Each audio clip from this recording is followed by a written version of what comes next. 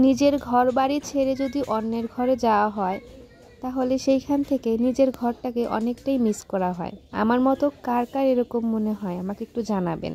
বেশ কয়েকদিন বাবার বাড়ি ছিলাম, বাবার বাড়ি থাকলেও শ্বশুর বাড়িকে খুবই মিস করেছি, বিশেষ করে আমার ঘরটা।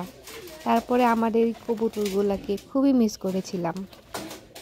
আবার যখন বাবার বাড়ি থেকে শ্বশুর বাড়ি ফিরলাম, কবুতরগুলোকে দেখলাম, তখন আবার আপনা আপনি মনটা ভালো হয়ে গেল।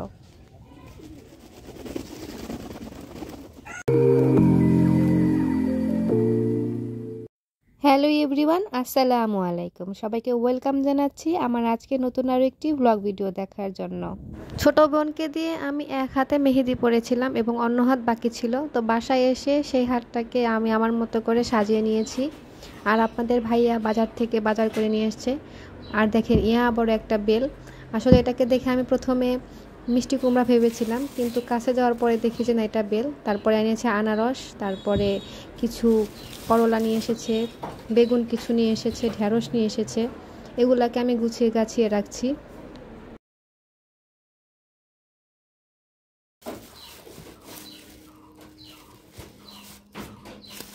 সবগুলা সবজি মাশাআল্লাহ অনেক তরতাজা সবজি। আর এই ঢেঁড়সটাকে আমি একটু পেছনের দিকে ভেঙে দেখছি যে এটা কচি নাকি। দেখলাম কচি, কারণ ঢেঁড়সটা আমরা ভাজি খাই না, ভর্তাটাই বেশি খাই, ভাতের দিতে খুব তাড়াতাড়ি সিদ্ধ হয়ে যাবে। আর ইয়া বড় একটা বেল, এই বেলটা কয়দিনে আমরা শেষ করব তার কোনো হদিস নেই, কারণ রোজার মধ্যে আমরা তো ছোট ছোট বেল খেয়েছি, এত বড় বেল আনা হয়নি। আনারসটা দেখে এখনই খেতে মন চাইলো, এই জন্য আনারসটা কেটে নিলাম এবং আপনার ভাইয়া এবং আমি দুজনে খুব মজা করে খেলাম। আসলে আনারসটা খুবই রসালো ছিল আর খুবই মিষ্টি ছিল, ভালো লাগলো খেতে। এগুলা খাওয়া দাওয়া করে এখন আমি রান্না বান্নার কাজের দিকে চলে যাব। বেশি কিছু রান্না করব না, ঘরে যেগুলো ছিল, কারণ বেশ কয়েকদিন বাসায় ছিলাম না, সব কিছু একদম রান্না করে নিয়ে একদিনেই খাওয়া শেষ করে দিতে হবে এই অবস্থা।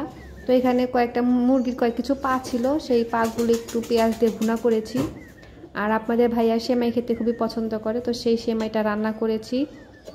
এটা রান্না করে রেখেছি, এখন এটাকে ফ্রিজে রেখে 2-3 দিন খাওয়া যাবে, কারণ আপনাদের ভাইয়া ঠান্ডা ঠান্ডা সেমাই খেতে খুবই পছন্দ করে, এই জন্য তার জন্য রান্না করা। এটা ভেবেছিলাম একটু পাতলা করব, কিন্তু ঘন হয়ে গেছে। তারপরে এখানে আপনাদের ভাইয়া পাঙ্গাস মাছ খেতে খুবই পছন্দ করে, তো পাঙ্গাস মাছটা রান্না করে নিয়েছি। এখানে পটল দিয়েছি, পটলটা দিয়ে পাঙ্গাস মাছটাকে একটু ভুনা করে নিয়েছি। এই তো, পটল দিয়ে কে কে পাঙ্গাস মাছ খান আমাকে একটু জানাবেন, আর কেমন লাগে আপনাদের কাছে সেটাও আমাকে জানাবেন। আমি এই প্রথম পটল দিয়ে পাঙ্গাস মাছটা রান্না করেছি। আর এখানে রান্না করেছে ডাউল, কারণ ডাউল না হলে তো আমাদের আবার চলে না, এই জন্য একটু ডাউল রান্না করে নিয়েছি। আর বাবার বাড়ি থেকে যে আমি শাক তুলেছিলাম, তো সেই শাকটা একটু ভাজি করেছি। এই তো আজকে আমাদের খাওয়া দাওয়া, ছোট্ট একটা ব্লগ।